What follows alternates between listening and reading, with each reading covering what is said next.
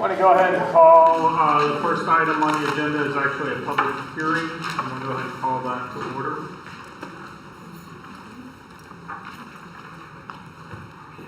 Good evening. This evening we have for you the annual report for the prior school year. So this time of year, we typically get what's called the Texas Academic Performance Report from TEA, and it comprises the bulk of what we see in the district's annual report. As we all know, last year we did not have a STAR assessment due to the COVID building closures in the spring semester, and so there is no academic data to report on the annual report, unfortunately. But there are things that we can include that are highlights of the prior year, and certainly throughout the rest of the evening, you'll see much more information regarding academics in the district from other presentations that we have this evening. But I have with me this evening Dr. Jill Morris. She is over accountability, evaluation, research, and assessment, and she helps prepare the annual report each year. It's actually a printed report that's several hundred pages. Oh, it's over 1,000. Over 1,000 pages because of the campus improvement plans that have to also be included in there. So, but we'll hit the highlights rather than going page by page for 1,000 this evening. So of course the board goals are a part of that. They need to be integrated into it, and you'll see that through all of the campus improvement plans that are part of the annual report. And like I said, the Texas Academic Performance Report is typically the largest section of the report in terms of data. Although at this time of the year, it's likely repeat data that the board is already well aware of from the accountability ratings from the prior year. So in this situation, we will be going over a couple of the highlights, but we will publish the full report online. And so Dr. Morris, are you up next? I'll be your clicker. Okay. So each year, we try to find some districts in the state that are most like us so that we can have a comparison so we know how we're doing compared to districts like us. And so we use 4 key criteria that's available publicly in the TAPER report. One is the total income, or try that again, the total enrollment, and then the percent of low-income students, the percent of English learners, and then the percent mobility, which is a new indicator that TEA has made available that I'm going to talk about in just a minute in a little bit more detail. So this year, with those 4 criteria, we found 5 districts, and you can see them listed there, that make up our comparable group. And so as you see throughout this report, and then throughout the year, when we talk about our comparable districts or our comparable group, we're looking at how we compare with these 5 districts. And if I could, Dr. Morris, one of the reasons this is an important methodology is it mirrors the methodology from TEA for our campuses. And so when campuses receive their accountability determinations, oftentimes for distinctions, they're put on a list of comparable groups. Now, there are a lot more campuses than there are districts. And so they'll end up with 20 other campuses that are like them that they're compared to. That data set looks a little differently for the district, but these indicators are the same indicators now that are used for campuses. And the reason special education is not used is because that's almost the same throughout most districts. So that's why that's not an indicator. And so you can see, looking at this example, this is from the 1920 TAPER report. It's just the ethnic distribution. And you can see the first chart is the state and then our comparable group in our district. And you can see, just looking at that, we look much more like our comparable district than we do the state. So that helps us in making those comparisons. And again, you can look at the percent economically disadvantaged. The state is at about 60%. Our comparable group is 76%, and Bryan ISD is at 77%. Though in looking at the numbers right now, those tend to be trending a little bit lower, 72 to 73% right now, and that could be a whole host of factors. It could be a lower percentage of pre-K students who are enrolled in the district due to COVID. It could be changes in situations with new housing and new buildings being built, and so there's lots of things that go into that. But you can also see with English language learners and at risk, we're slightly above our comparable group, but significantly above the state in both of those categories. Now, I mentioned mobility a little bit earlier.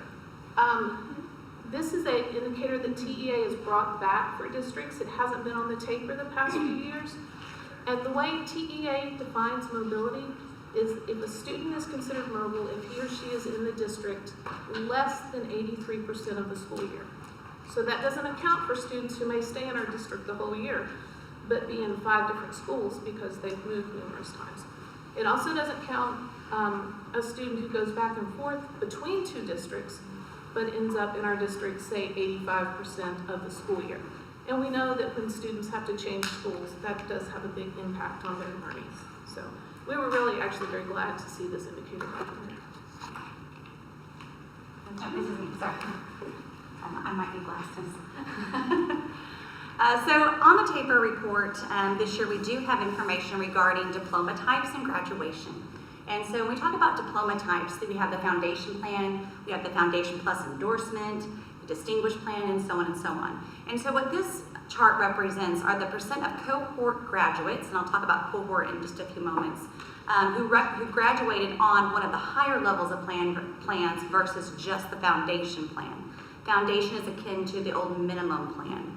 And so what's nice about this is we see that this has been a big focus for the district for the past 6 years, is ensuring not only do we have students meeting graduation criteria, but that they are meeting it at higher levels and beyond the foundation plan or the minimum expectation.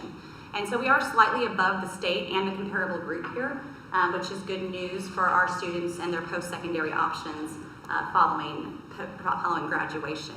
And that's held true since before 2017, but as I said, it's really been since about 13, 14 that the district focused on it because we realized it was an area of need that we needed to grow in. So when talking about cohorts, when we talk about a cohort, let's pretend the board is all entering 9th grade in the same year. When you enter 9th grade in the same year, you become a member of that cohort. Your cohort doesn't change.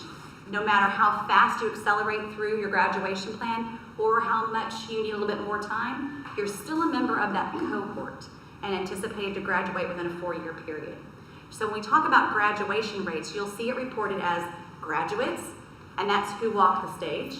And then what does the cohort have in terms of a graduation rate?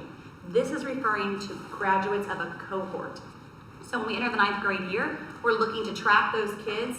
And if you enter, say, Dr. Whitbeck was in another district for her 9th grade year, and then made the wise decision to come to Bryan ISD for her 10th grade year, she is no longer a member of that school's cohort. She becomes a member of our cohort. The last school of enrollment maintains the cohort until the child is picked up somewhere else, okay? So for here, we're looking at a 5-year and a 4-year cohort. We do know that some students need a little bit more time, family circumstances, life circumstances, what have you. They need a little bit more time to graduate, and so we see those rates change ever so slightly from the 4th year to the 5th year. But you'll also see it there broken down by the state, the comparable group, like Dr. Morris was talking about earlier. I really can't see that. I'm going to have to get my screenshot up here. So the state is actually there at 90%. You can see the comparable group at 92. We're at 87. If you look at our comprehensive high schools, they're both over 90%. Collegiate is at 100%. And you'll notice that our AEA campus, MC Harris, who works and specializes with at-risk students, was at 56%. But I want to note something that's a celebration here. That's actually a marked improvement over the year prior. And we are seeing an even greater trend now under Dr. Casper's leadership. So we're really pleased to see that continuing to move forward and anticipate that affecting the overall district outcome as well. So percent of cohorts who graduated within 4 years and 5 years is one that we consistently track. It's also one that as a district we've seen a steady climb. And that again has been since about 2014, but really intensified in the last several years. I'm really pleased with the progress. It's not done. And when we talk about our key performance indicators for Goal 1, you're going to see that reappear as a stretch goal for us for the Cohort 22, that we want to continue to see it to rise and to meet a higher expectation than we currently are, because we're not where we want to be yet. But it is something that we are pleased to see. It has grown considerably over the past 6 to 8 years. And then last board meeting, you heard from Mr. Besaw during a public hearing for the PEAMS financial report in the first rating. The annual report requires that to also be included, but thanks to the great stewardship of our fiscal team, we have a superior rating for first, and as you guys well know, that was part of the public hearing from our last meeting. So that will also be included in the annual report, along with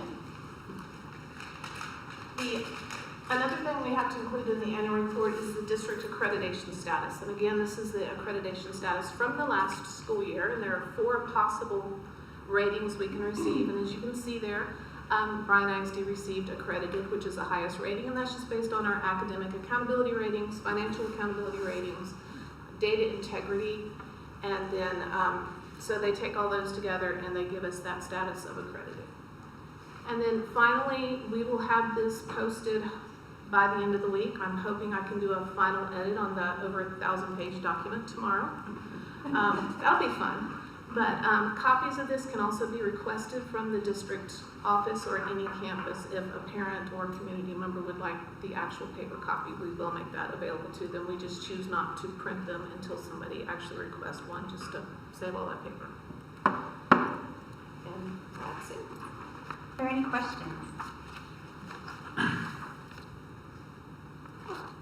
It is a public hearing, so the public is on. Normally, there's a lot more stuff, Yes, there is. but we just don't have the data. It's a little underwhelming this Yes. year. One of the things I just would like to add on the graduation that I think has been a concerted effort, that I think in the past, from what I'm told, sometimes students would be pretty much forced into going to MC Harris even if they were not interested in leaving their comprehensive high school. And sometimes that's a kind of a mental piece to it. And I think we've really worked well with our comprehensive high schools and MC Harris to make sure that the candidates going are also willing to understand that it's going to be different, but it's going to be very supportive and small classes and all kinds of great things they may need, but that, you know, there's that wraparound to the student, and that it's not a forced, almost like a punishment, so to speak. And that's a strong word, but I think that mindset's been important that the team has worked on collaboratively with comprehensive schools and MC Harris. I think it's making a difference. I think that's a huge difference.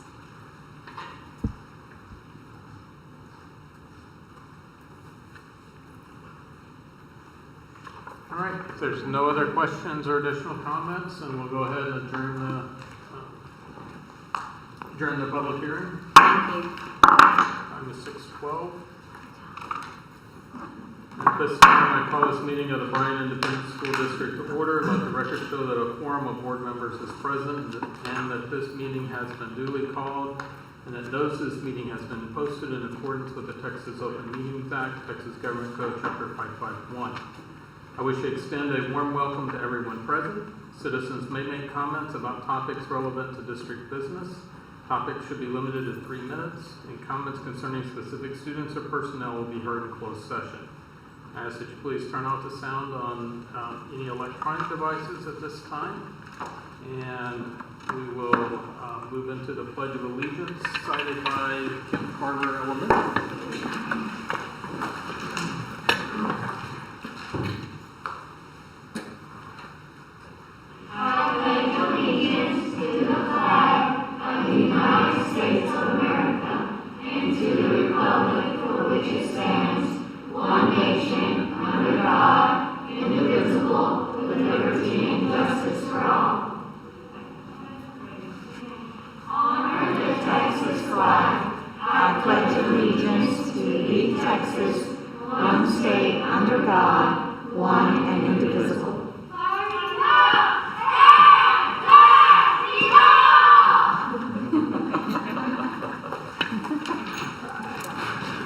Obviously that was Crockett, not Carter.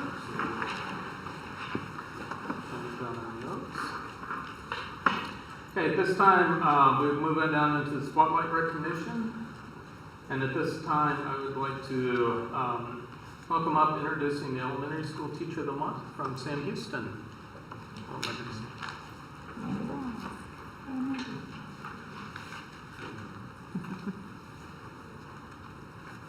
Good evening. This is Holly Bilbo, and she is absolutely amazing.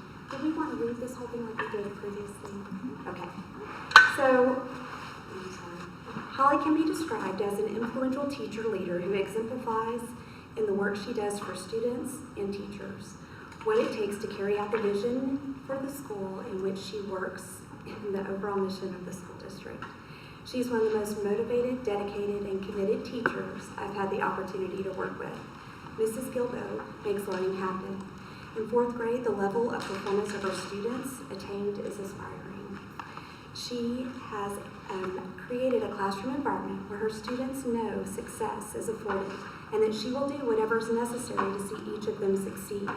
They know that Mrs. Gilbo makes it her most important priority to know them as individuals, know their full potential, and motivate them to rise to it. Mrs. Gilbo creates classroom systems that make it possible for her most struggling readers to get second and third doses of instruction and intervention with her while all other students are working together collaboratively and hold each other accountable for doing their best.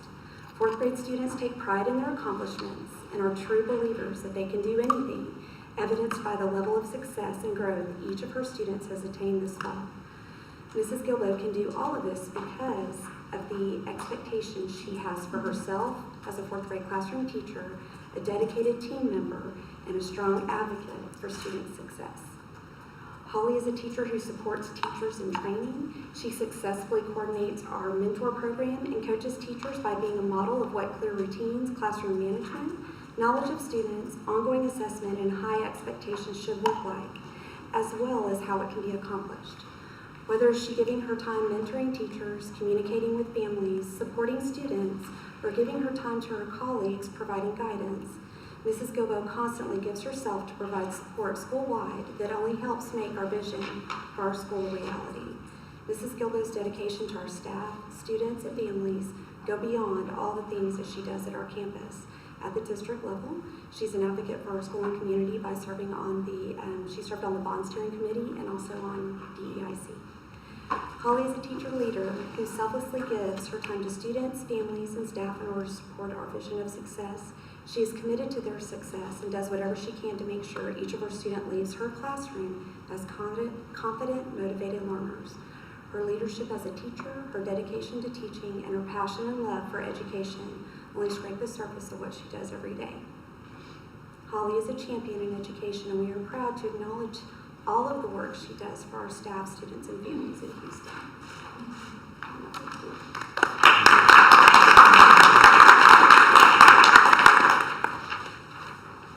I don't know if we have a representative from BDT here tonight.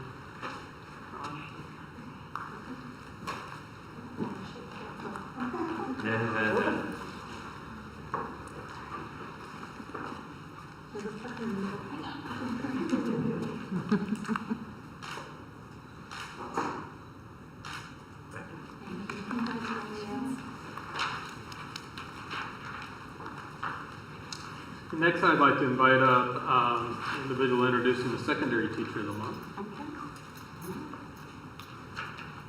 Hi, I'm Karen Casper, and I have the privilege of presenting Christy Hodges to you tonight.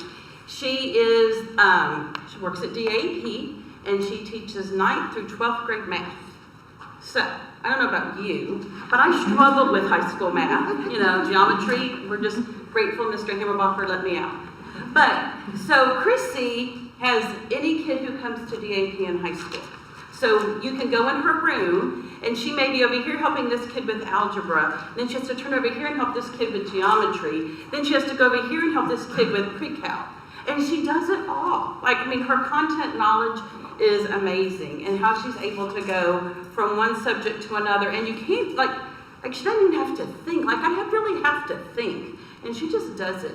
And then on top of that, she has other activities in the classroom. I think I was in there, was it today? Maybe it was the logic thing. But she even has other activities, so if kids are caught up, then they have other things that they can do that will keep working that math knowledge.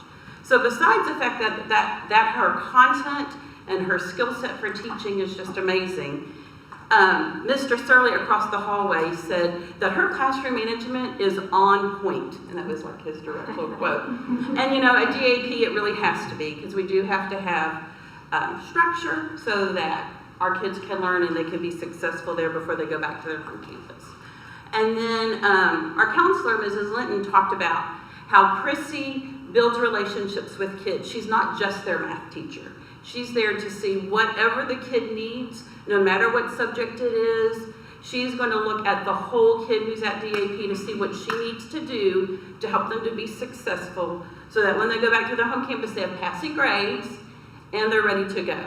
And I know one of the things that she has told me several times, she so wants to go visit her kids back on their home campuses. And so I have to find a way to make that work for her. Because anybody who wants to still go see them and to support them in that setting, I need to make that happen. And so on top of that, Chrissy has an incredible work ethic, if you couldn't already tell. And she's also a leader within our high school DAP team and takes on things for the whole team. So I just really appreciate everything that Chrissy does. She's wonderful, and I don't know how she does it. So Chrissy Hodges. And her husband is here too. So James, come on up. Assistant principal at Dogwood. Yes, I was, I figured.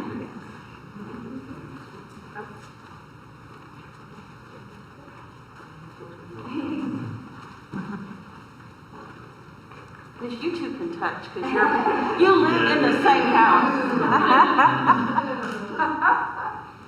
Look at that assistant principal from Dogwood putting it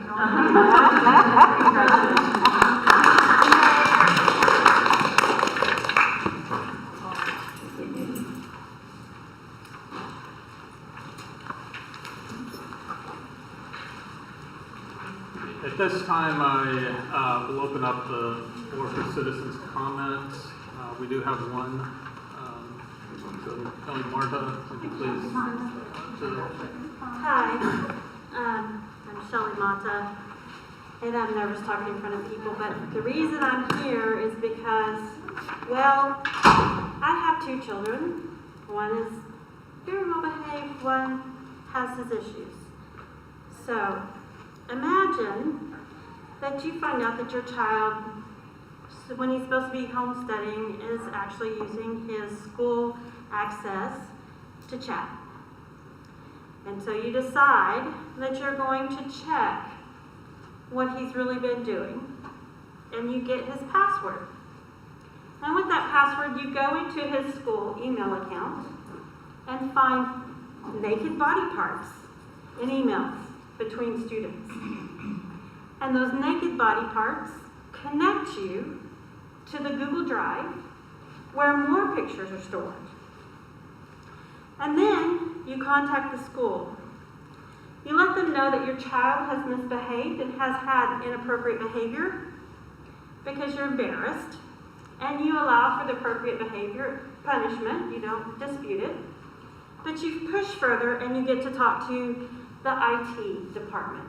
And you find out from the IT department that while the Google Drives, the Google system that our school district uses, filters outside information coming in and has some filters for words, there is no way to manage student-created, rather district-created, new content. Anyone with access to a school district email address can upload naked body part pictures at any time and store them on that Google Drive. Wouldn't you be horrified? I was very horrified. I was further horrified when I had further conversations with the IT department while they searched for other things that could help eliminate these things. I'm not here to say I blame the district, because some people were concerned about that. I don't blame the district.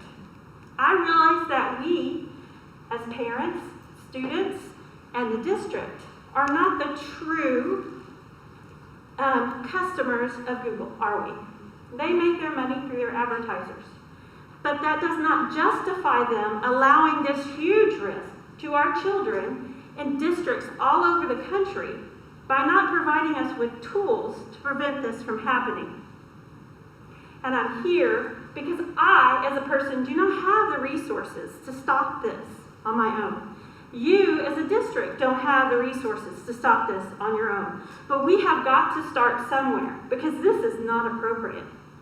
My children, I'm a very blessed parent. You have about 1 more minute. I'm educated, I have Wi-Fi access in my home, and I'm married to a gentleman who is in IT security. So, my children aren't allowed to have phones because we don't let them. The one time we did let them, my son was having some behaviors with it, and we stopped that. He limits the access they have to websites at home. They don't have access to chat tools on our computer. They are pretty much limited to their computer access through school. I realize that not only are we at risk from teenagers exchanging inappropriate pictures, but anyone with access to an email through the district can load anything on those drives and email anything. That is not acceptable. I went to our school superintendent and talked to her. I talked to the principal, Lane Boobin, at the school where my son goes. And his suggestion was that I come to you because I want us to stop this. We need to stop this for the protection of our children. But we're going to have to work together to do that. Okay, I'm gonna have to cut you off there. We're at time. I'm done. I'm sorry. All right, thank you. And per just board policy and Open Meetings Act, we cannot address this issue. I read since it is not on the agenda. But I wanted So- you to But I be can aware assure of you the that problem. we have heard your comments. Okay. All right, thank you.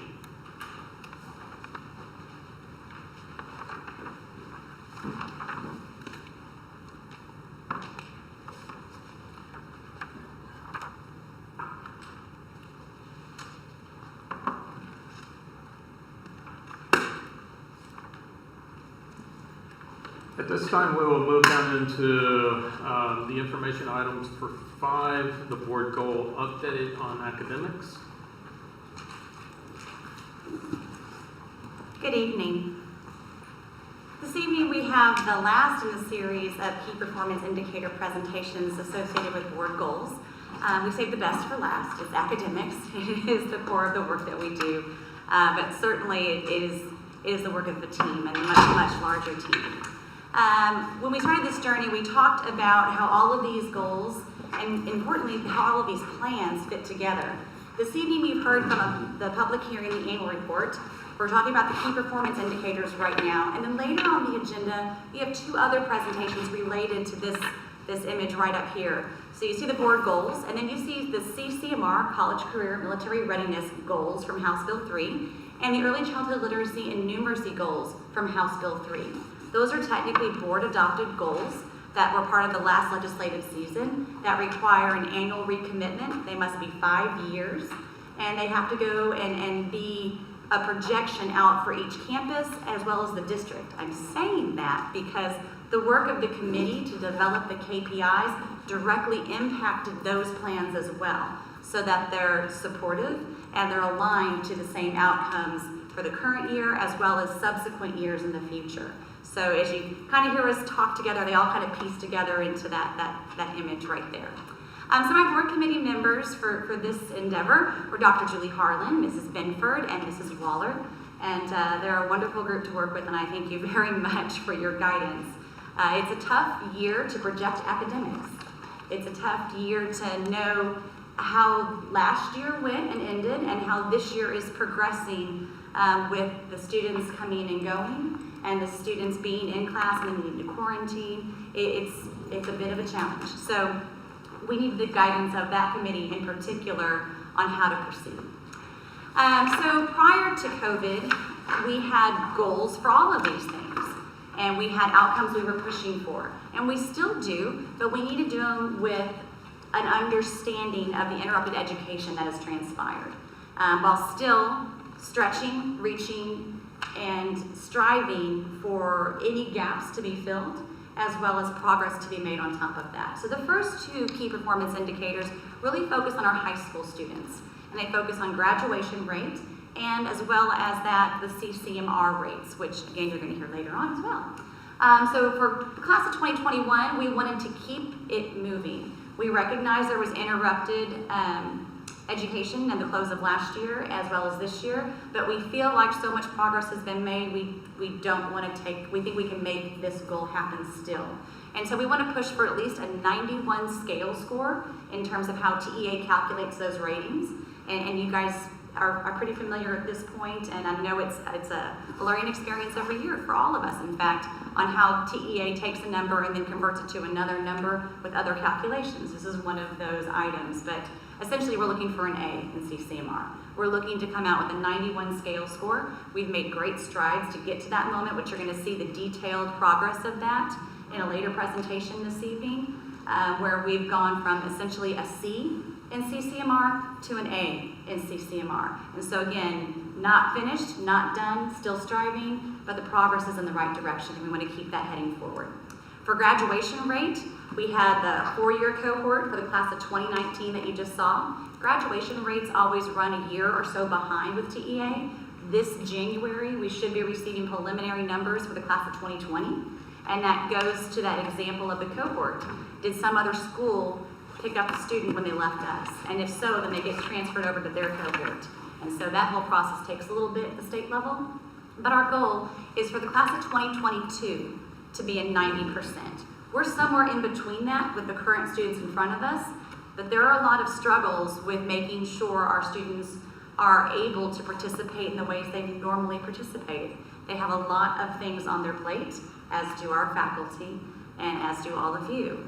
We know that some of them had to have extended quarantine periods of time due to maybe a family member or a social gathering or what have you. And so we're working hard to strive to hit that sooner than the cohort 2022, but we want to give ourselves enough time to work with each of these students individually and get them what they need so they get to walk the stage. So the first two indicators are all related to graduation, and there's two different groups there. The first group are the kids who walk the stage, the annual graduates. The second group pertains to cohorts, okay? Entered 9th grade on the same year. So two different cuts in terms of the graduation rates. Indicators 3 through 7 are all STAR related, and it's for every STAR tested subject that we offer and are required to administer. And it looks at basically creating a domain 1 score for that subject. So math grades 3 and up that take a math assessment for STAR or an EOC, we want that outcome to be a 75 scale score or higher for next year's group. Now, if you didn't see the news release, this past week, the Commissioner of Education came out and said that he was putting a pause to the accountability ratings.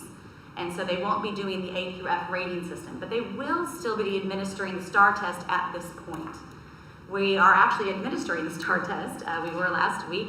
The EOCs for retesters or those who just completed a course. And I will tell you that's a struggle. With some students being online, they feel uncomfortable coming in to test. And so not everybody is getting tested that needs to be tested. That's the reality across the state. It's the reality here. And it's what our administrators and teachers are making phone call after phone call. Those EOCs are still required for graduation. And there is no grace yet that has been given. The legislators will likely address it, but not at this point has there been grace for that. So while there's no A through F accountability, there certainly will be a STAR assessment at this point, and it's already actually in progress. So for this year, we are focused on filling in and building in. You saw for the elementary version, Mary Russ talk about the math menders and the wraparounds and doing that work to make sure we front-loaded whatever was missed in the prior year. That's happening K-12. And so we need to make sure we continue on that path. So for each of the scores up there, we want to maintain. This is actually where we ended in 2019. To get where we were prior to any educational interruption would be a tremendous feat, and one that I'd be quite proud of, quite frankly.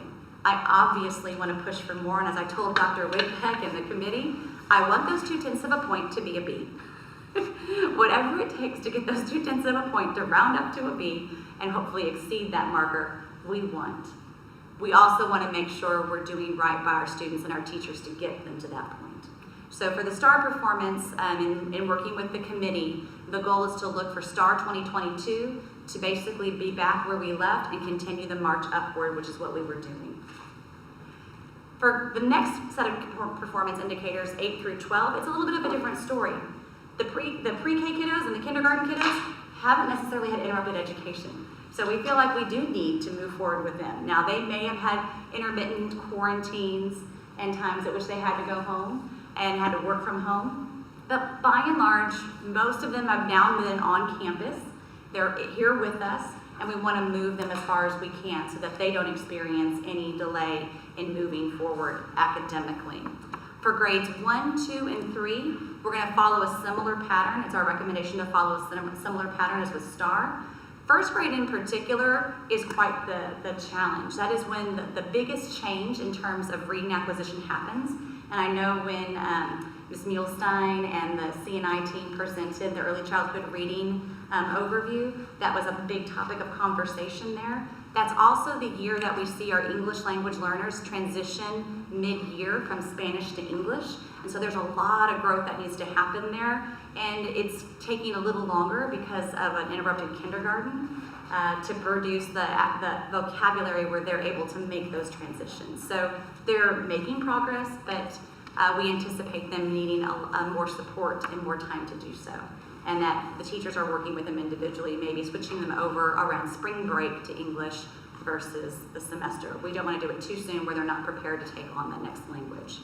And then second and third grade, same process. Again, looking for a maintaining and then also a remediation for those who need it.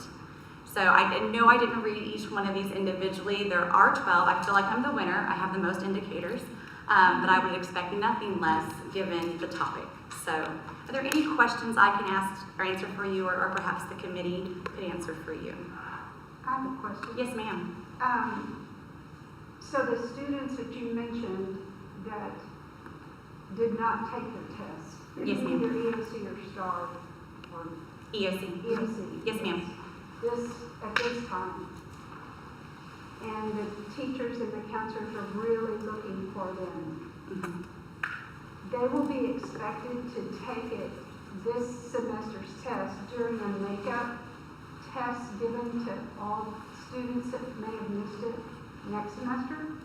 There are makeups right now for it as well. And if Dr. Morris is in the room still, ma'am, are they online makeups this week? Is that correct? This week, TEA only allows us to test online. But I know the campuses are looking, principals are calling, APs are calling But to it's find online those at students school. and get them into At test. school. At Online. school. Okay, Yes. that's We have to test in a proctored setting. Now, I know MC Harris did some Saturdays and evenings. TEA's been really flexible with times, but it has to be proctored by a certified teacher or administrator. And so their counselor will make those arrangements. Oh, yes, ma'am. They're reaching out to the testing coordinators at each campus do that for the most part, but everybody's working as a team. Okay, so that all the students that are found will go through their academic advisor to know when, where, how, what time to come up and take that test. They're probably being contacted by multiple individuals with the same information. Yes, ma'am. Yes, ma'am. It is pretty important that we get that completed for them so they have the opportunity. Thank you. Mm-hmm. Yes, ma'am.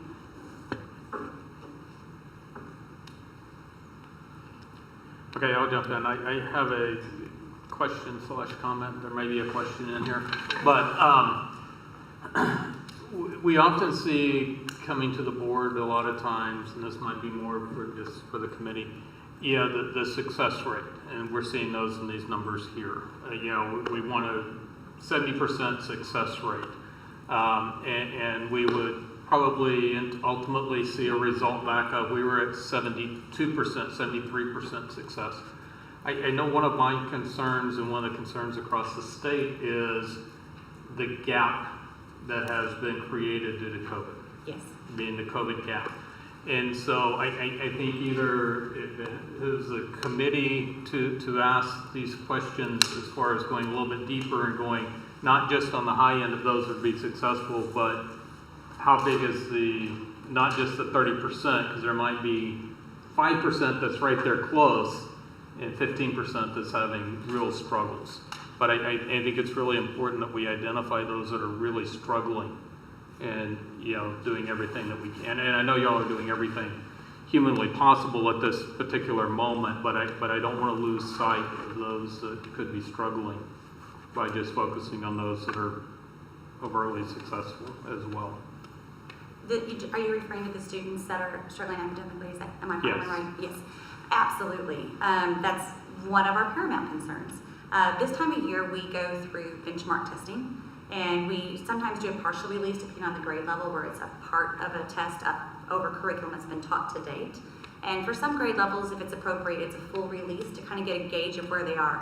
Those are particularly important tools right now for our teachers to know where a student truly is academically. Now, we've been doing the district-based assessments and the quick checks for understanding that are common across the district all along the way, and monitoring and tracking that, but it still gives us a little bit more of an indication of the overall sense of performance of a student, as you well know. So those right now are concluding at all levels, and that data is critically important to planning for the spring semester in January in terms of not only groupings of students for intervention and support, also extension, but also, how are we going to run our tutorial programs, and what are those going to look like in addition to the ones that are already operating? What else are we going to do, and what does it need to look like to meet their needs? At the elementary level, we're finding the biggest need is what you would expect. It's reading. They need time with the teacher to help them progress in their reading acquisition, and they need to read at home. And so there's a big campaign, as there always is with a school system, to ensure literacy in the home.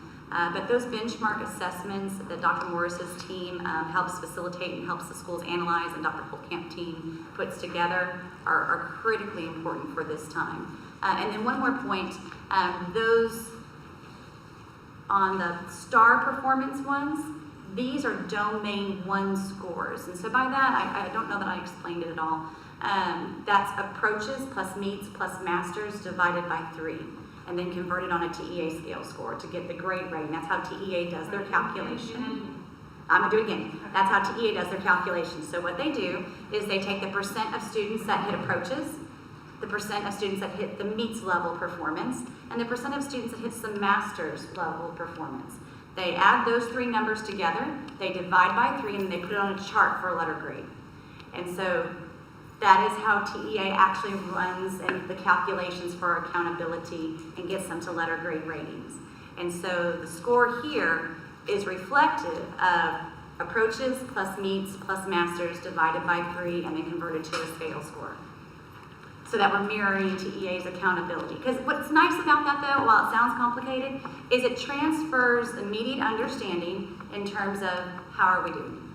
It's immediately clear. Where before it might have been some arbitrary number, you're like, well, what was it last year? Because it doesn't make any sense to you. It's clear.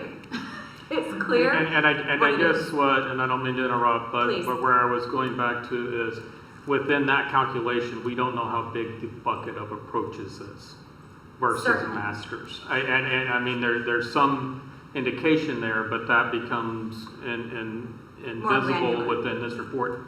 And the reason I think it's so critical at this point in time, and probably with these benchmarks that are taking place right now, is it was an extraordinary event that got us here today, right? It's COVID. It's going to take, we know it's going to take it's going to take a longer time to recover from COVID than Certainly. a hurricane or a tornado. Do we need to take, if we need to take extraordinary efforts, say during the summer, then we need to start planning that, ahead of time, from a board perspective, knowing, making sure that there are resources and everything that are going to be available in order to do some higher level type of intervention that's not your normal everyday summer school. Dr. Right? Whitbeck has actually charged us with that very project to look differently at summer programs and offerings than we ever have before, much more intensive and extensive for those who need it, want it, and who we can persuade to attend if they don't think they need or want it. We actually talked about this again just this morning in our Yep. cabinet about compensatory funds. How could we use it? How can we think out of the box? One of the challenges that we have is the people to do it. And are they available? Are they willing? So, maybe when we get back within that first month, we're going to have a little bit better gauge of COVID in the community, where we are in terms of, just people's stress, their willingness to take a risk to come in on a Saturday and work with kids, maybe retirees as well. A lot of the resources that we've used often in the past. So those are the kinds of things that I think if we can get a better feel for that, then our team will be ready. But yes, it's think out of the box. Think differently in terms of time. Is it week-long boot camps versus summer school? Is it that and boot camps? What does it look like? Is it on campus and online? What are some ways we can attack it very creatively? I'll just add too, as a member of that committee, we had pretty robust discussion, I think, on what's attainable and being careful not to be too ambitious with where we set those goals, both for the student and the teacher. So you'll notice on some of those it was maintain, and you didn't see any increase because we feel like that's a win. If we could just get them back where they were, that would be a bonus. Yeah. Right. Thank you. Thank you. Okay, next up for all of y'all that are waiting patiently in the audience, I apologize, but we have to do some necessary board training real quick. We updated our board software, and I'm gonna give you a little quick. we're just going to get a quick tutorial. Yeah. I even gave you a little illustrated quick guide too, right there on your desk. Get you in and helps you get navigated. Can you take your mask off for us older? I will, since I'm not here, y'all. I typically forget. All right, that's a little bit better. All right, I was going to go ahead and start with ClassLink, because many of you are used to going to ClassLink first thing. And so going to that go.bryanisd.org site and logging in. So we have added a button for Board Book Premier so that you can go straight in. But the very first time you launch it, you do have to log in with your credentials. But I know y'all are already past this into Board Book, so I'm going to start there. So y'all don't have to recreate the ClassLink button. Cleaned up our dashboard. Do what? I said y'all cleaned up our dashboard. We did, yes. I thought there were way too many apps on there for some reason. So your dashboard should look a little bit cleaner as well, less content. So as you go in that first time, it'll ask you for your username, which is, I'll use my pretend board member. And then your password for your board book account, not for your ClassLink.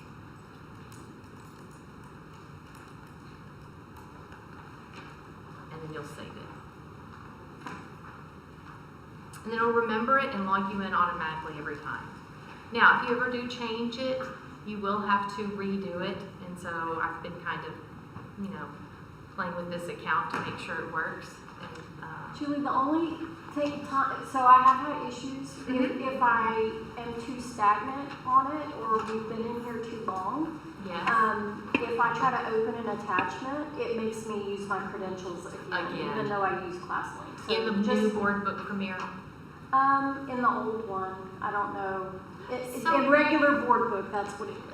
Okay, so what's interesting about this one is it seems to keep you logged in. So I highly encourage you to, whenever you leave a computer, go ahead and log out. It was something I was pondering over one of the devices in here this evening. So once you're in, this is your home screen. Let me zoom in a little bit so you can see a little bit better.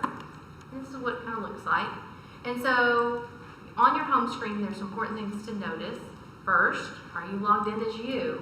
Could you have sat down at the wrong computer? So right here is going to tell you who you are. And then it will have the meetings, and of course the current meeting will always be at the top. You'll be able to see the calendar, but again, it is just a flat calendar, kind of like we discussed at the last board meeting. It doesn't integrate with Google or anything like that, so it's just more of a glimpse of board meetings. Other important information is the question mark right here. I've used it a lot as we've been transitioning, but it will take you to board book support. What's really nice is they always answer, and answer quickly. I've not had a time where they haven't answered our phone call. So if you ever need them, give them a call. That's what they're there for.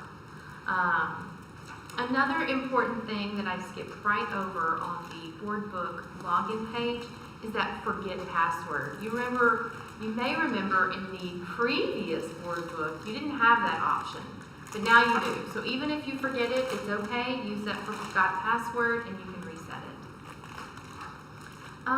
And then joining meetings. So here's where it gets a little bit confusing. So as I go into the December 14th meeting, when I click on it, it gives you that drop down. The way that board book kind of directs people to go is into the view meeting details or the join meeting. So I'm going to go there, but then I'm going to talk about it a little bit more. So as I go to that view meeting details, it's giving you this view. You're seeing a floating notes box over here, and you're seeing the agenda here on this sidebar, and then you see kind of that item here in the middle screen. If you like this view, you can use it, and as you go from item to item, you can use the next button to kind of navigate through each item as we go through. So it just kind of clicks and moves you forward. This isn't the typical experience y'all are used to, so there is the other way to do it, which you might like better. So here, under Tools, if you click that drop down, you can go to Quick View. I think this is the view probably many of you all are used to. Y'all want to go to it now? I'm trying to see y'all. So anybody clicking along? Well, I don't see tools. We don't I don't see that bar. You don't have Quick Tool? I don't see that light blue bar. I don't see that at all. I wonder if you're already there. Oh, Yes, look, I've got backup. I got Barbara ready. She's going to walk the room. But it just, I'm already in the quick view. I bet you are, because that's kind of the preferred view. That bar isn't here. It wasn't at first. Oh, I have it now. You know what I've noticed? When you go to the next thing, Yes. it takes a while for all of that To load. to come up. That is correct. Yes. So last time I couldn't see the motion to action. Oh, recommended motion. I have all the little boxes checked. Yes, so I'm getting to the boxes next then. Everybody good? Okay, going on. Tools. Under Quick View, which it sounds like some of y'all are there. Here's probably more of the view you're used to, and probably one you'll like better. So in this view, you get public notice up here at the top. You're going to have the meeting information, and you're just scrolling. You don't have to click the next button. You can just scroll and follow along. If for some reason some of the information doesn't appear to be showing, there's a button here on the left, Show Everything. Make sure that that's selected. You can then take away the things you don't need. For example, we typically don't put the presenter's name on the notice that we put out, so it won't be in here. You can uncheck presenter. Also, the notes section is kind of where you can add notes if you want. Keep in mind that is an open record, and so we would have to go in and pull all that information if you use notes. So right now we're recommending that you don't use notes. Let me clarify there for a minute. Okay. If you take any notes Oh, it's true. in Any a public notes. meeting, even if it is on paper, there's a copier in the back that you have to make a copy of Absolutely. and put in the box for Tiffany. Okay, so every time you take notes in a public meeting, it is publicly accessible. If you don't want to mess with taking the copy, if you put them in here, they're available. Yes. So, However, right now, Board Book does not have a way for us to get them. So if we will ask you to log in and print them so that we do have a record. But they're working on that. Or just don't take them. Or just don't take notes. So then you can unclick the notes box and then it's really clean. So you can see call to order, annual report. You'll see the things like your annotations, your recommended motions, your actions, and any attachments. So that's how you can get all that in a nice clean way to scroll. But if you like the other view where you can follow along, that's also an option. So those are kind of your two main ways to navigate through a meeting. And it really is a personal preference. You know, eventually we may become really professional and want to do something like follow the leader, where one of you kind of manages the flow of the meeting, and then you can select the follow the leader button, and as it moves on your screen. However, that will take a lot of multitasking and training for us to get there. Nobody's using.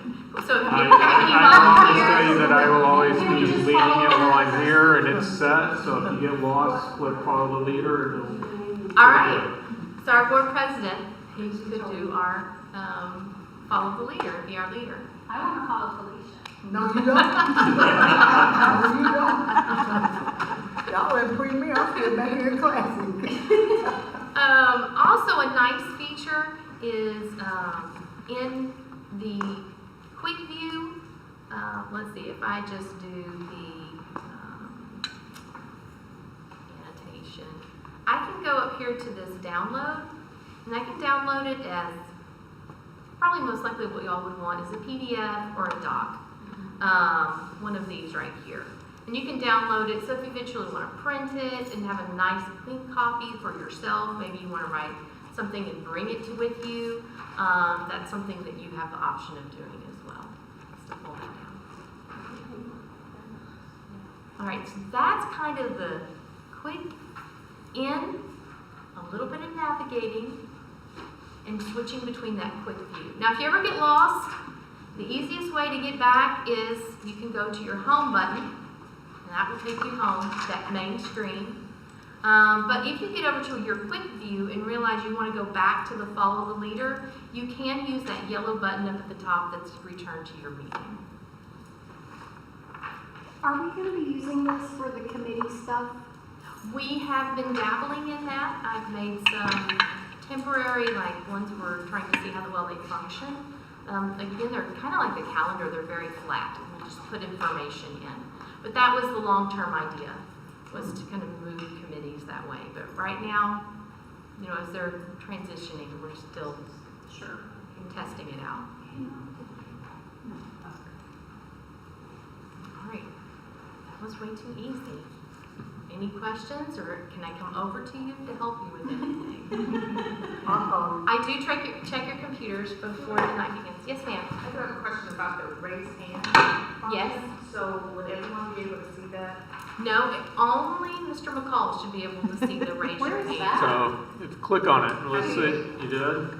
Can you see See that it? blue bar that disappears? It's It's right right to to tools. Okay, so you have to be in I the saw flow. Did you You click do. follow the leader? You might have to click follow the leader first. Now I do. I'm not good at following. It said there was a problem notifying the leader. Yeah. We may not have Mr. McCall designated as the leader, but we can I'm fix leading. that. Yeah, I don't think anyone's designated. I don't think we've because that designated would anyone, save it but up. he said he would do it, so I'll turn that on. We have no leader. But in the event that We did have a leader. we did have a leader and I had A question. I can just hit that function and go right. Or you can just interrupt like the rest of us. Well, I'm gonna, It is kind of a nice little feature. yeah. So when Mark's typing, he's not ignoring the meeting, Well, and he, he's not on his phone. I believe it's meant to where he can realize they'll have a question, and you can call on them. Right. Can you see that more? And one of the nice things about this is, and why he keeps stressing we do need the follow the leader, is if we ever have to go back online. Exactly. Keeping everybody on the same agenda spot while online is much more of a challenge than it is face to face. So, Hopefully we won't have to do that. So I will turn it on in just a moment. Let y'all get with the roll. They go to, Uh-huh. what we gonna turn on? Oh, follow So the you may see it turn green. That means you can join. Okay, I'll do that when I get back to the table over there. So All y'all right. can keep going. Thank you. All right, holler anytime. All right, and that moves us into standing committee updates. We have city school up first. Something much simpler. We met on December the 1st, and as usual, we had a very productive meeting. We talked, Dr. Rickbeck gave them an overview of the bond, with it passing, what we were gonna be doing with the money, idea of when the projects will be started and completed, and just, how excited we were about being able to do some of those things. We talked about some property that we own by Ross Elementary that's across the street. We talked about what we were planning on doing with that, with the city. So there was some discussion on that. I don't think we finalized it yet, but we have some things in work with that. We talked about a new program at the library, the tutor.com.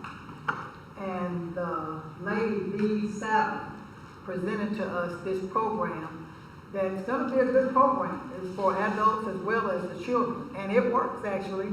I tried it with my niece and nephew. Easy to get on, nothing like this premier stuff here.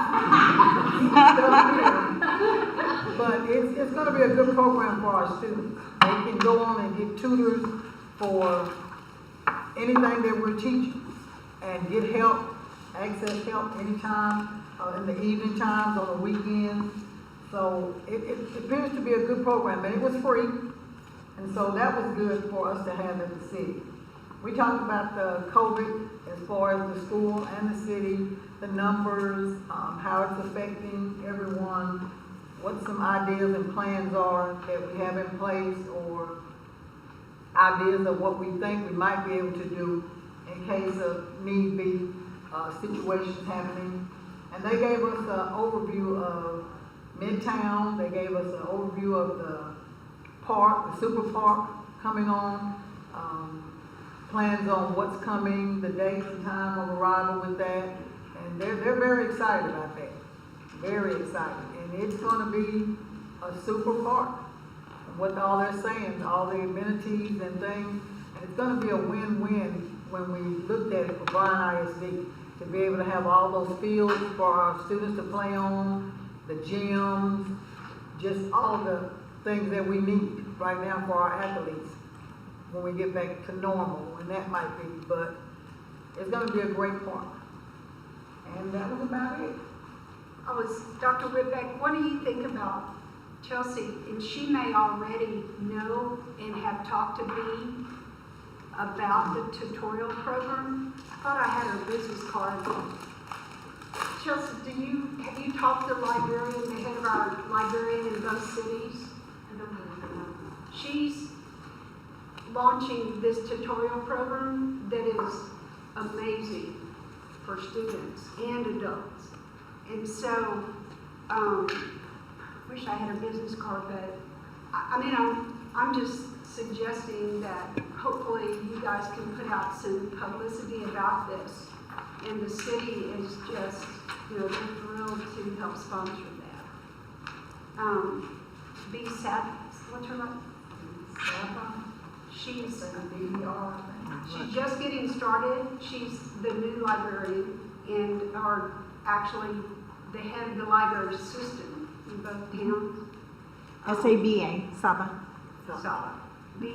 Beatrice Saba. Right. So, because it's just all based for student tutorials. Thank you. It was interesting because we had a little trivia there through the library, and to access the program you have to have a library card. So we were sitting around the table, we were asking everybody, and all of the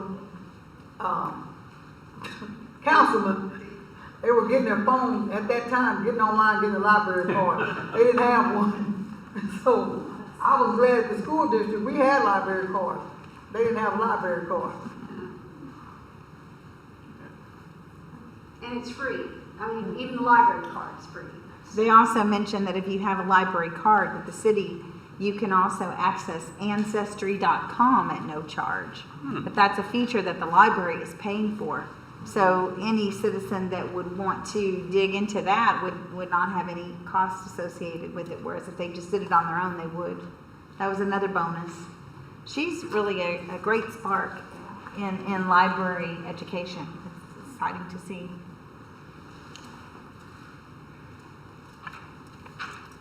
All right, if there's no other questions, comments, we'll move into the superintendent's update. Certainly. Let's see. I've got two slides that I thought I would, two topics. You know, what are the most important topics everyone wants to talk about right now? COVID. So just to give you kind of an update, and you can see there, and remember that at any given moment we have 18,700 people, little ones and big ones, moving around the district in all of our locations, our facilities. And so right now, today, we have 47 active cases. This is up from what our norm has been prior to Thanksgiving, but it's still manageable. And you can see the breakdown, 16 employees and 31 kids, giving us a 0.25% of active cases. So that's where we are today. So then going back to since the first day of school, if you add all that together, what do we appear to have? It's 419 active cases, 160 employees, 259 students, for a percent of our population of 2.24 that have had COVID as an active case since school started. So I thought that would be important, especially as we're coming into now week 2 after Thanksgiving, and also our final week prior to the winter holiday. You also know that we've got local districts in the area that are going online. Right now we're watching it school by school. Remember, it's school by school, it's classroom by classroom. And what seems to be the tipping point in most districts is when the staff is not available to accommodate the children. And right now we're holding our own on that. So we feel like we will get through this week. The second thing I wanted to show you is that we're ending the semester. So kudos to our teachers, our principals, our staff for getting us through almost, we're just days away from an entire semester of offering face-to-face instruction. I'm very proud of our people for making that happen. And now it has been, over this past week, the opportunity for parents to select again what do they want when they return. So this is where, so I wanted to kind of show you where we've been this third 6 weeks. And you can see up there, and if you go straight to the bottom, you can see the overall district number that we're living in the moment is 76% of the children are face-to-face. But you see that the breakdown, you go all the way up to elementary at the top, and it's currently 86, going to intermediate 76, middle school 75, it drops down to high school at 63. So high school is where our most kids are online. And you can see there that 26% of them are purely online, and 11% are doing what we call hybrid, where they're coming in for their performance-based classes, their sports, their fine arts, or maybe their welding or CTEX type course. So that's where we are now. So let's look and see where we're going when we return. So if you skip down to the bottom right, you'll see that we're going to go up from 76 to 81. So we'll have a 5% increase district-wide. So now if you break it down, you go up to the top column and you can see that our elementary children, it's going up to 90%. So that's a 4% increase. Intermediate is where we're seeing a huge difference. It'll be going up from 76 to 84. So that's an 8% increase at the 5th and 6th grade level. And then at middle school, a 7% gain as we return to up from 75 to 82. And high school, we've just increased face-to-face 4%. So again, the most online will be high school. We do see that that's the most age appropriate for it. However, there's a lot of personal conversations going on out in the schools.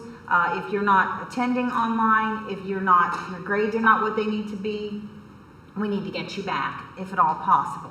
So those conversations are being had at the campus level by principals, by counselors, by teachers. So anyway, as we return, our district will be at 81% face-to-face.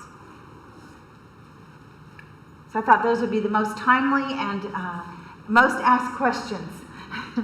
to answer as we close out semester. But again, how I can't be more proud of our unified efforts to keep people safe and to keep the doors open for our kids. I will tell you on a personal note that I attended the playoff game at Bryan High at Cedar Hill in Dallas this past Friday, and I was most impressed by our students. I was moved, literally moved by the band, the cheerleaders, the Cheyenne dance team, the kids who were there to support the athletes. It was amazing. And the faces, the look on their faces, the fun that they were having was it was very joyful to see again, because the kids, they hadn't been going to any away games. This was the first time they'd been to an away game. And of course it was a playoff. But everyone, and the fans, the parents, it was a really positive, cold, but positive evening.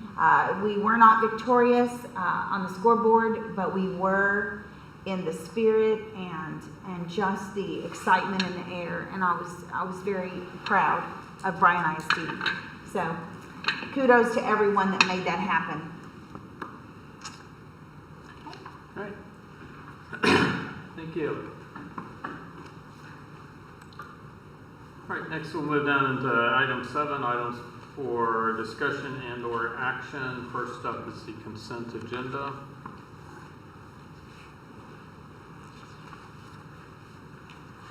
I move approval of all the items listed on the consent agenda as presented. Second. We have a motion by Dr. Harlan, a second by Mrs. Waller. All in favor? Aye. Motion carries, and we will move down into items for discussion and or action, business services items. Discussion and consider approval of the contract for the replacement of the hail damaged roofs at Bryan High.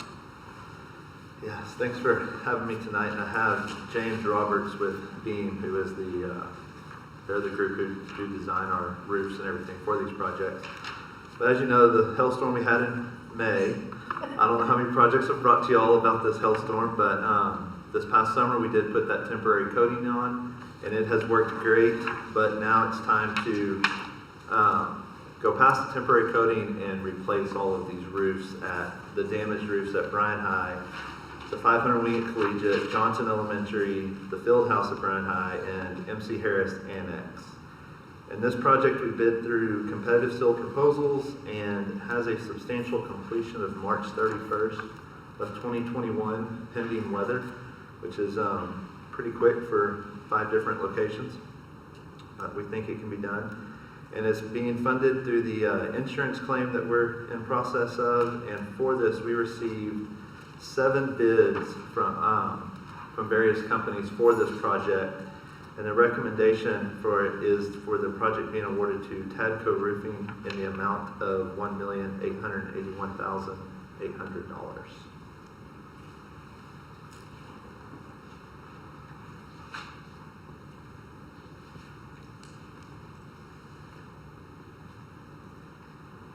Mark, I have a question. Yes.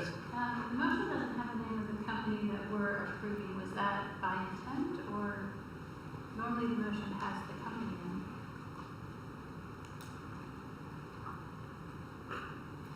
It should have the company. It should. Mm-hmm. Yeah. I don't know of any reason why it was left out. So. But if you look right down below the discussion. I'm not writing anything. Do what? I'm not writing anything on anything. You're reading me. I said if you look down right, I didn't say right, I said if you look down right below the discussion, you'll see the project and the recommendation and the total amount.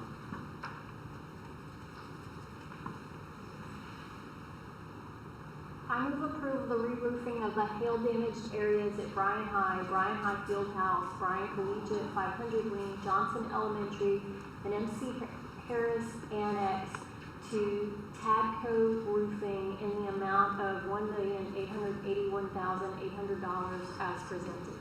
Second. A motion by Dr. Harlan, a second by Mrs. Glenn. All in favor? I'm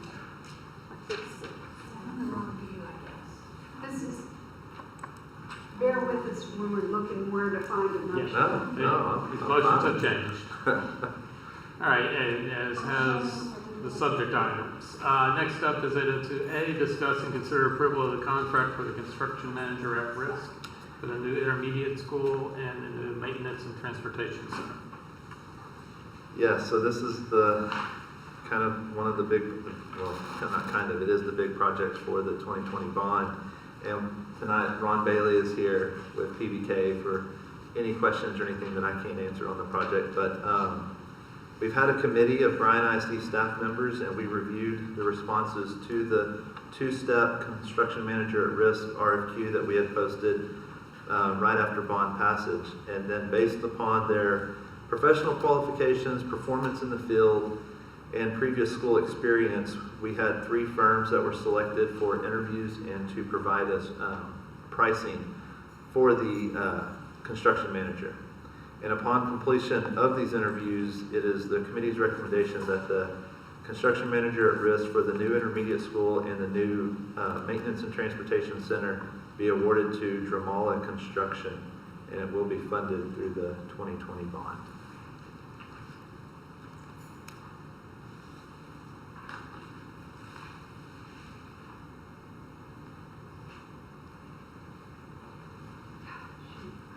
Yeah, this one doesn't have, so This they're one all doesn't kind of not done right. No, this one I don't think, it doesn't have Dramala. It's not in the motion. It's just a plain motion. Yeah, I'll fix it though. I move for approval of the contract for the construction manager at risk for the new intermediate school and new maintenance and transportation center to Dramala Construction as presented. Second. A motion by Dr. Harlan, a second by Ms. Benford. All in favor? Aye. Motion carries. And we'll accept the 808-3, discuss and consider approval of the contract for the renovation of the SFA Annex building. All right, so the final one, this will be the first project of the 2020 bond to go under construction, but the SFA Annex building was determined to undergo a full renovation as part of the 2020 bond. And this renovation will incorporate the designs and colors of SFA Middle School into the Annex building. And it was, this project was as well bid through competitive sale proposal, and we have a substantial completion of this project is set for the beginning of August of 2021 for students to utilize the building for the next school year. And of course, it is funded through the 2020 bond, and for this, we received 5 bids for this project. As the recommendation is for the project being awarded to Jacody Construction in the amount of $2,433,808.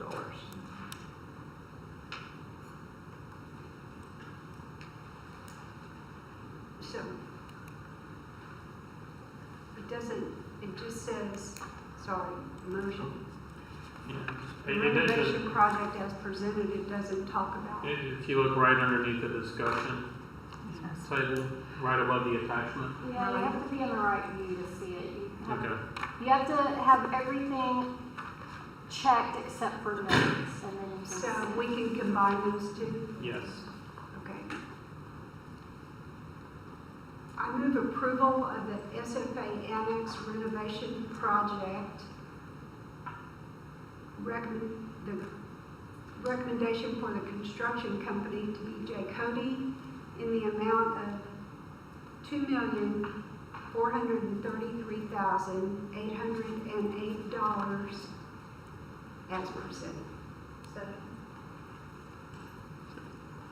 Have a motion by Ms. Waller, a second by Dr. Davis. All in favor?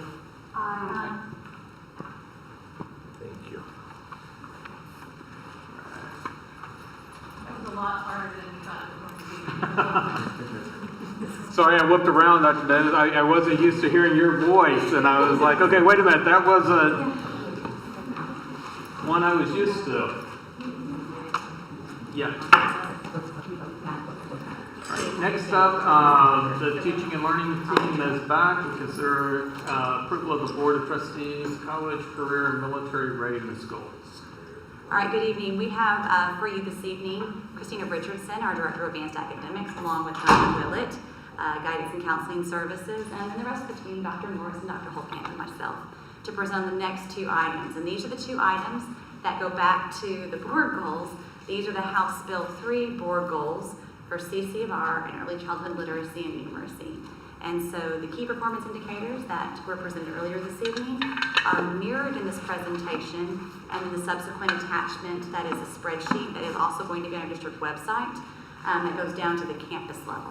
And so the team's going to kind of go over what those goals are, how they mirror the KPI, and then more importantly, how we're doing and what we're doing about moving them forward. So I'll turn it over to them.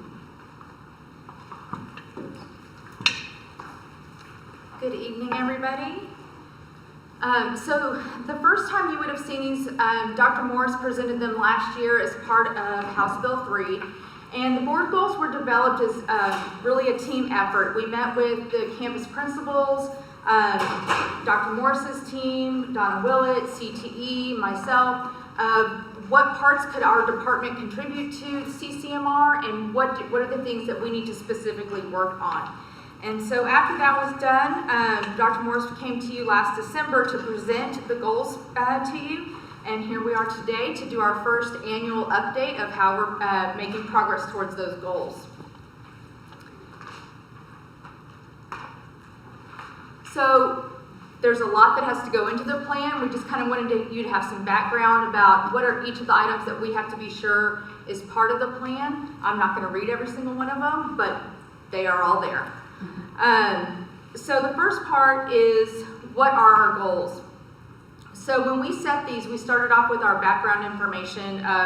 In 2017, we were actually, CCMR was at a 76, and then in 2018, it was at a 78. And so we really looked at why that was, where are the areas that we were falling short, where do we need to improve, and what strategies do we need to use to get better. And so as soon as we really put in some targeted things, we made lots of progress really fast. In 2019, we came up to a 92. And so, and it truly is a team effort. Every area has contributed something, and so we're really proud of how much progress we've made. And then our 2020 goal is a 90, and right now Jill and her fabulous calculations are estimating that we're going to be at a 91. Which, considering everything that happened at the end of last year that affected AP scores, IB scores, SAT scores, all of those things that contribute to this, as well as our industry-based certification tests, we're pretty excited with the 91, and I believe, Jill, you think it may be a little bit higher? It usually goes up about a point because we get credit for students when they go to a community college or to a university and they take the TSIA basics, the test they have to take. We get credit for those graduates through October. So any students that left us and then went to their university or college and took that test, we get credit, but we don't ever get their scores, so we can't include them in this estimate. So we believe that we'll have at least a 91, and we should find out in January, hopefully. And then we have a very extensive monitoring that we do. I'll let Dawn talk about it. And so I'm going to talk about the next part. It is the how. How are we keeping up with how we are doing along the way in regards to CCMR? Dr. Morris and her team have put together a couple of different documents for us. The first one is a district and campus kind of overview, but that overview is done by the student groups, which is required as part of this plan. And then the second document we use, there's actually 4 of them. One was created for each campus. It is down to the student level. It's by campus, by cohort. And so that document is shared with campus administrators and the campus counselors, and we keep that document up for 2 years. So the document that we're working on right now has the students that are the class of 21 and the students that are the class of 22. And the document's not live, but it's pretty doggone close.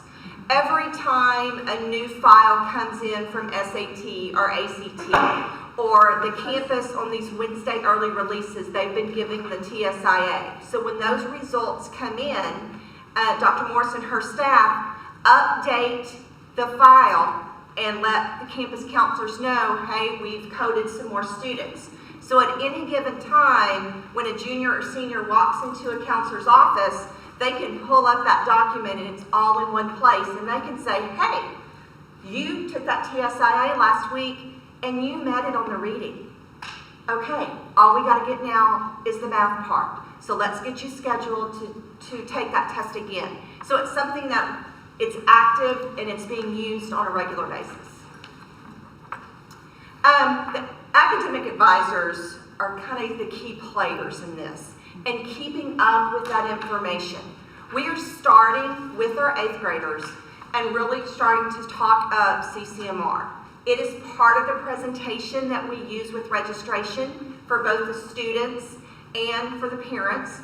It is part of their personal graduation plan. When they sit down one-on-one with those high school counselors as 8th graders and fill out their PGP, one of the things that they have to mark on there is, how am I going to reach CCMR?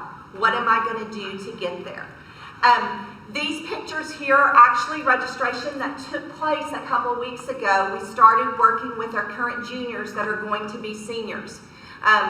Counselors said, no, we're still going to figure out how to meet with all of our kids one-on-one. So the counselors have been meeting with every single student that is going to be a senior and helping them figure out what do we still need to graduate, and if they have not yet reached CCMR, how are we going to do that before you reach graduation?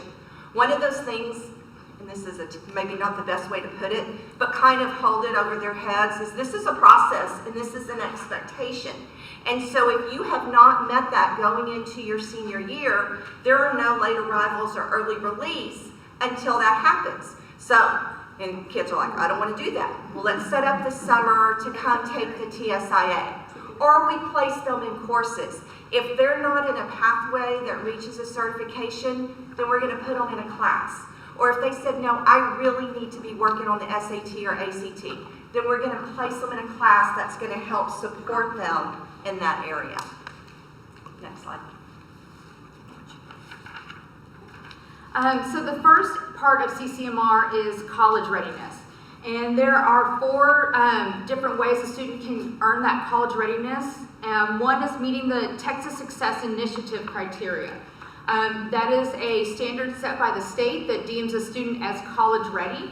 They can meet that standard by taking SAT, ACT, the TSIA, or there's a new course called College Prep.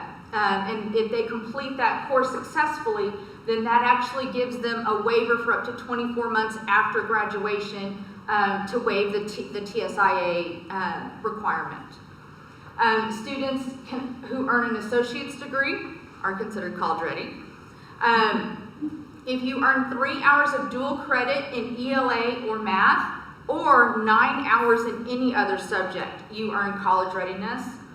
And then if you earn a score of 3 or higher on an AP, or 4 or higher on an IB exam, would get you college readiness. So some of the strategies that we have started working on over, I guess it's the last 3 years now. The first thing we did was SAT School Day, and that was blessed by the board. And the first time we did it, it was funded by the board. And it was, thank you very much for doing that. It made a big difference. That's part of that jump from 78 to 92. Because we took away all the barriers. Students didn't have to get up and get transportation on a Saturday morning. They didn't have to pay for it.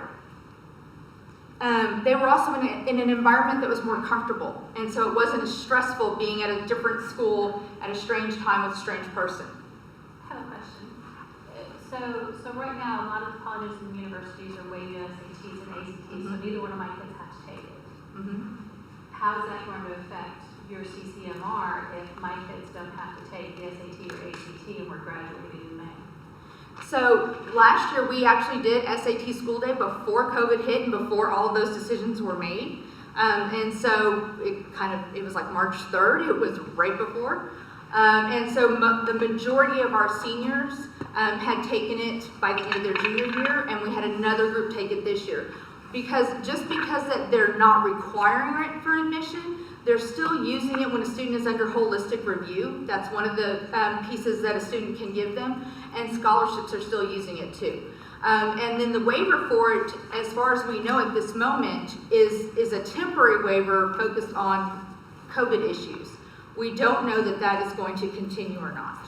But by a student, maybe as a junior, already had a dual credit that they received a grade for, a passing grade in the content area, or a student that took an AP or IB exam that had a passing score could take the place of the SAT or ACT. So that covered. I just want to make sure that that wasn't impacting it, negatively, that we're at least aware of that, so. Not yet. We haven't seen that yet. Yeah, and question on the school day SAT free for juniors, and it hit me. I have a junior. He took the PSAT. He took that in October. Right. He'll take the SAT in spring. And is that something parents sign them up for? Is it like a PSAT where it just happened and, I got an email? I'm just gonna come over here and hug her. Yes.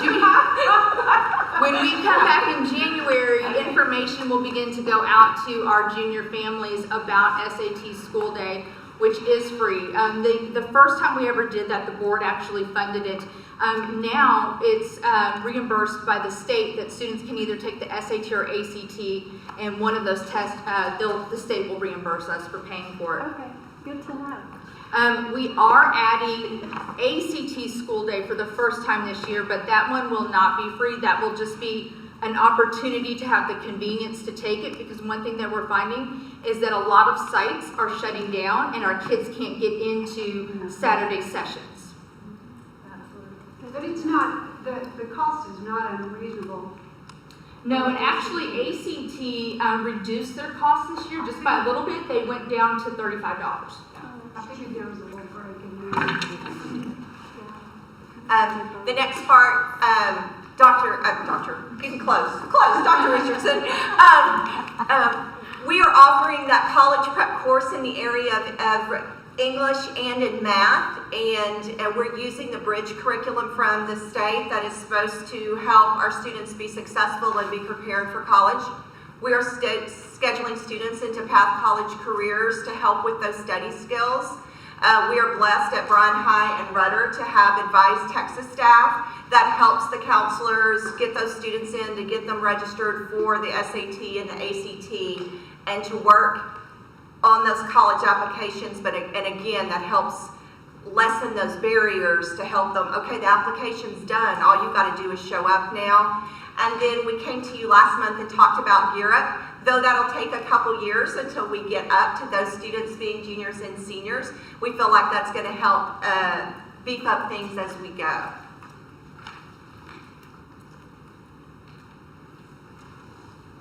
Okay, the next one we're going to talk about is career readiness. For a student to show career readiness, the student must pass an industry-based certification that is on that list that the state sent out to us as approved courses. Again, we have to say a big thank you. Over the last several years, the district has picked up the cost for those industry-based certifications to allow those students to take those tests, and we greatly appreciate that. The state is now kind of stepping in and doing a little bit of their part. For one certification test, we can now be reimbursed from the state, one test per student. You can go on to the next one. We also have students that qualify under special education, and if they meet their IEP requirements for workforce, they also too can count under the career readiness. To help students along with the process, how do we help them get to that point that they're career ready? Right now, we are offering 19 different pathways that end up with a certification. Several of those pathways have more than one option of a test that a student can take to meet that industry cert.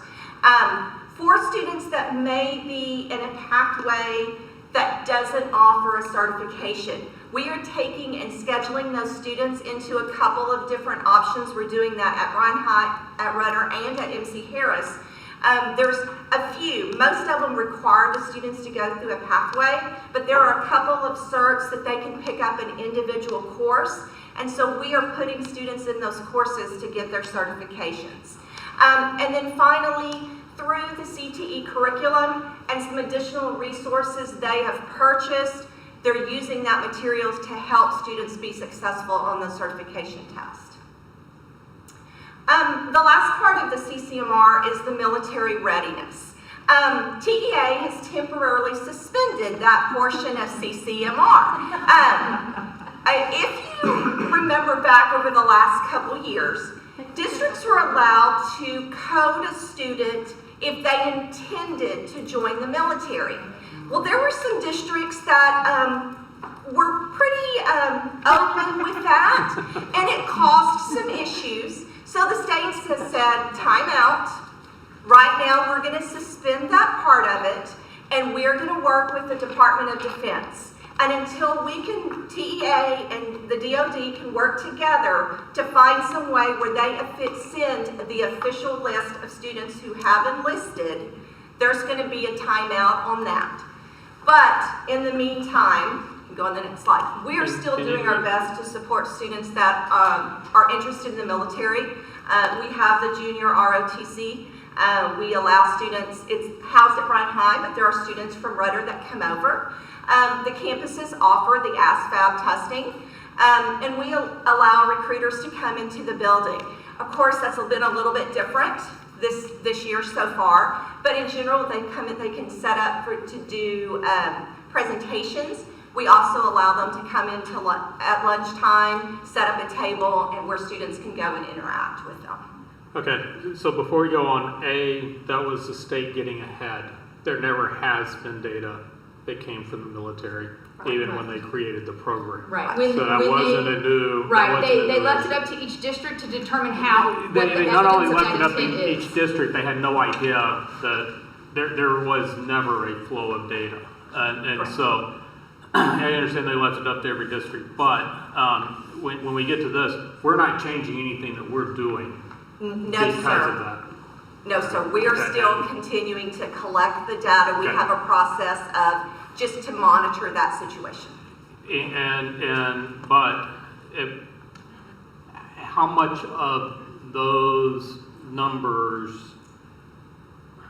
How many of those kids do not qualify by one of the other routes? Most of the kids that also qualified for military qualified in some other way. So it didn't hurt our CCMR rating. There was just a very small handful of students that didn't qualify some other way. So, and that percentage wasn't a very large percentage of our CCMR because we had a pretty strict criteria for who we coded as military ready. We actually had people call and say, "Did you actually enlist?" And so we were very strict with how we did that because we didn't want any data integrity issues. Yeah. Thank you. And then the last strategy we've done is put together a web page for parents of where can they get all of this information. And so there's a section on this web page for college, career, and military that will guide them to resources, anything. If they want to know about SAT and ACT, there's a link to take them there. If they want to know who are our local recruiters, there's a link that will take them there. And then it also gives the links for our counseling department at each campus. And so that parents, that's sometimes they don't want to go read a bunch of stuff and click around. They just want to talk to a person to just tell me something. And so the contact information for each campus is there as well. Any questions for us? And I think I already know the answer to this, but someone else may be thinking it. For us to get credit for CCMR for a kid, they just have to meet it in one of those ways. Yes. They don't have to do college ready and career ready. Correct. Okay. But a lot of kids will meet it in multiple ways. Right. Yes. And we don't get bonus points for that. Actually, we do. This is Mrs. Richardson's favorite topic. So TEA came out recently with another slice of the CCMR data that if you do meet it in multiple ways, and they are specific in the types of multiple ways in which you can meet it, meaning it's TSI and an entry-based certification. If I get both of those, and depending on if I'm low income or not low income and what have you, I get bonus dollars given to the campus to be spent on CCMR. So that's a new addition. We have the data sets, Christina and Jill and Donna have all been working on that for the class of 2018. And the class of 2019 has just arrived. And so we're looking at those bonus dollars that come to us from the state. Unfortunately, the first year that TEA did this, which was recently last year, they wrapped it into the general fund at a time when they changed all of the other funding and everything. And they didn't tell you until after the fact, and so it was already part of the general budget. This year, they told us in the middle of the year what's already in the general fund that was bonus, and so we're untangling it and making plans for how do we incentivize campuses to shoot for that, because honestly, we would want that. You'd want your kid to have multiple opportunities, multiple options, multiple pathways, not a singular pathway, and so it makes sense. I have a question, an example. What is the window of time now that it becomes a bonus? Like, you know, my oldest son had several, went to the Air Force Academy. You don't actually enlist until your sophomore year, then you're sworn in. So what's the window of time? So it wouldn't have counted as a military. So, but he would have counted as college though, right? Because it was a military Right. academy. So for the bonus for college, it is the TSI criteria plus enrollment in college the fall after graduation. So you can only get one bonus, you can't get two or three. One per kid. And that's applicable. For military, how far out do they go? Is it the same the fall after? They have to enroll the fall after they graduate, Okay. or enlist the fall after they graduate. All right. Any other questions? Thank y'all very much. Thank you. Thank you. Thank you.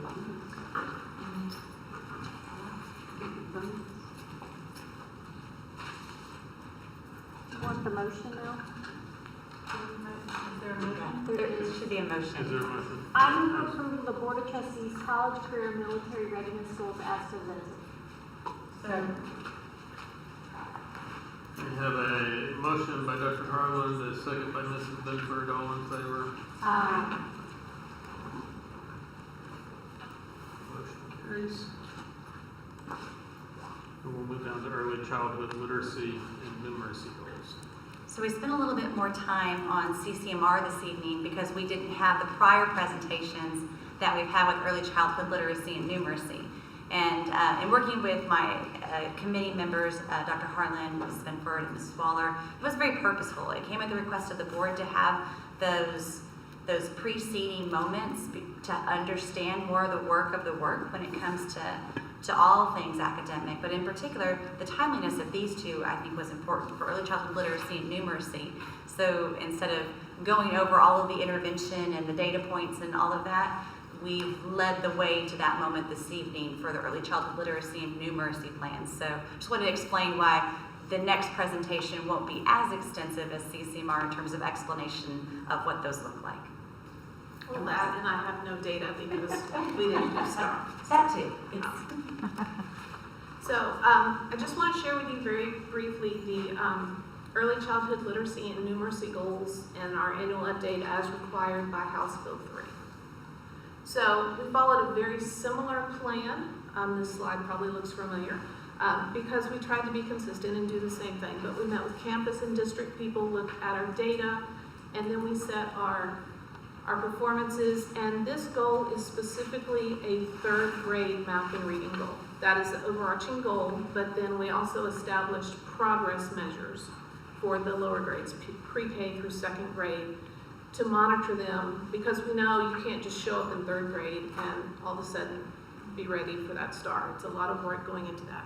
And so last year, at this time, you considered these goals and adopted them, and now I'm here to share our annual update. So again, lots of requirements, but the big things are that we will review this annually. We can adjust it annually. We didn't set the goals and set them in stone. This is meant to be a living document. So because of COVID, we made some adjustments in the goals to reflect where our students are. We want to set stretch goals, but we also want to be very realistic. Part of this goal also is that we have targeted professional development for those teachers. So the original goal that was adopted by the board last year was that the percent of third grade students in reading at the needs grade level, and remember that's that middle grade level, would go from 36% to 46%. Normally this is where I would share some data with you about how we did, but we don't have that, so we'll just move on. This is the goal that we are recommending the revised target in line with the key performance indicators that Dr. Ibarra discussed earlier. Obviously no data in 2020. We feel like this year if we can maintain that 36%, we will be doing really well because these students have gaps and we need to go back and backfill those. So that's what we're recommending. I'm really hoping that next year when I'm standing up here doing this, that we have higher targets that we've set based on what we've done to move students. And that's really our goal. And so just a little bit about the monitoring and what we're doing. TEA has some end of the year indicators that we use to monitor progress. And I don't want to spend too much time on this because I know Dr. Holtkamp and her team have shared with you in previous meetings all the things that they're doing. But we do reading progress monitor, working with small group and individual students, and then our pre-K students have a portfolio that shows their progress through the year. And then for our kindergarten through third grade, we have a few more assessments that we give them, so we have a little bit more data to look at. The curriculum department has also worked very hard to increase the time and added resources to fill those gaps, to go in and teach those foundational skills. Maybe it was a skill that you should have learned in kindergarten, but now maybe we're teaching in first grade because you need it. We're also focusing on growing those teacher skills so that they can help our students and support our students. And then they've designed additional curriculum resources to support those historically low standards that we know that students tend to struggle with. And then for math, a similar process. The goal was to move the students from 44% to 54%. Again, no scores. And so this is our revised goal in line with the KPIs to maintain that 44% for our third graders. And really this is going to be the first time those third graders have had a very extensive test. We try to build that capacity, but they missed part of second grade, so they didn't get as much of that. So we're, again, filling those gaps too. Same thing, we have those pre-K end of the year indicators that are given by TEA. We do the progress monitoring, small and individual lessons with teachers, where teachers just work with students and realize what they need and can adjust as needed. And then those pre-K portfolios. And similar for monitoring the older students, we have daily progress monitoring, the concept checks that I know that Mary Rose and her team talked about at the last meeting. We have data discussions so that teachers know how to plan for the interventions and the differentiation that students need. And then again, those additional curriculum resources. So that is the early childhood literacy and numeracy goals. And Dr. Holtkamp is here if you have any questions about that, because I was a high school teacher, so.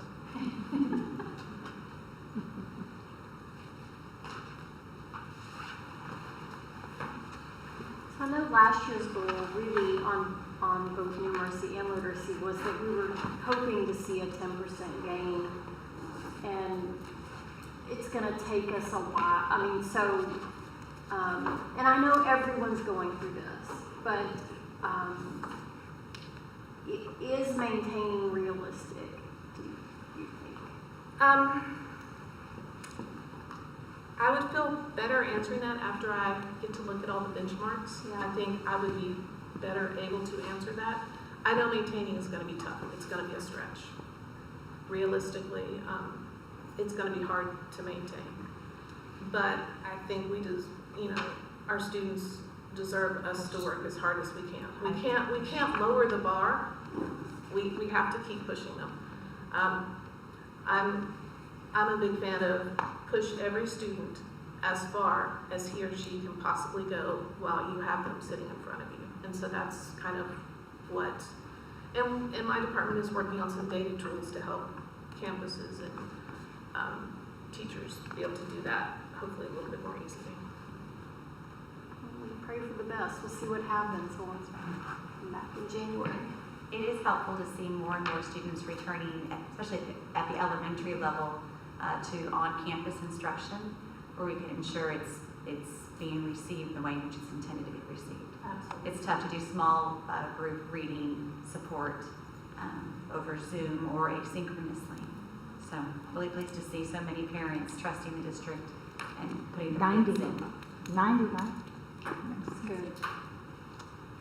I move approval of the Board of Trustees Early Childhood Literacy and Numeracy Goals as presented. Second. I have a motion by Mrs. Dwayne, a second by Dr. Davis. All in favor? Aye. Motion carries. All right, now take us down into local governance.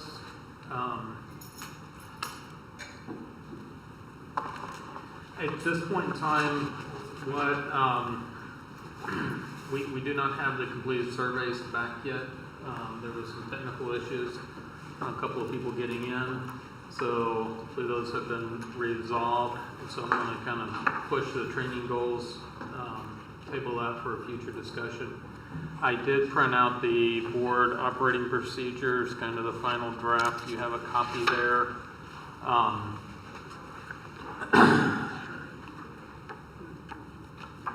Nothing changed from content-wise, but I did go ahead, based on our prior conversation, update to the November 2020 board development framework that was adopted by the Texas State Board of Education on November 20th. And then some of the items that I had in the operating procedures I stuck at the end as an appendix, such as the evaluation timeline, instrument, the calendars, anything that's more of an annual basis was attached as an appendix. And then the committee assignments are there at the end.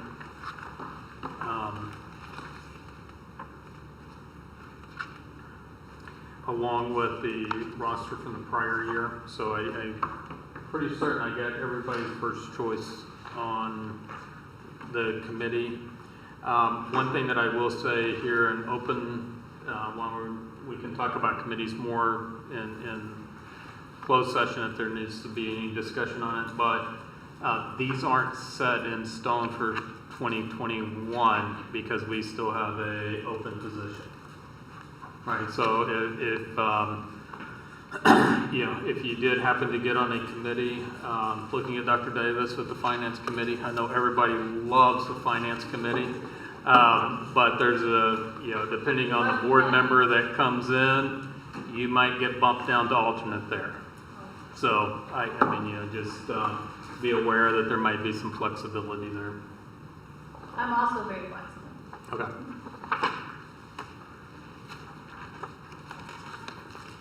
On the superintendent evaluation, we'll have to change the initial DS to DD. Yeah, we'll update those. And Ms. Carabine has the masters to all of those. I only had the PDFs, so. Thank you for this, Mark. Sure. Yep, for what you did the last meeting in this, thank you so So putting much. this together. It was time to at least get an updated copy out there. I told Dr. Whitbeck last week, I was like, I'm probably the only one that has ever read it, besides Doug and David that wrote it. But in the instance of just getting it up to date and in line, that's there. So when we come back from closed session, there is an action item to just officially adopt it. Thank you. If there's no additional questions there, then we will move into closed session. And the board will now convene in closed session to discuss the following items as allowed by Texas Government Code Chapter 551.074.072. No voting will take place in the closed meeting. Any action the board wishes to take as a result of discussion in closed session will take place after the board reconvenes in the open meeting. It is now 7:55.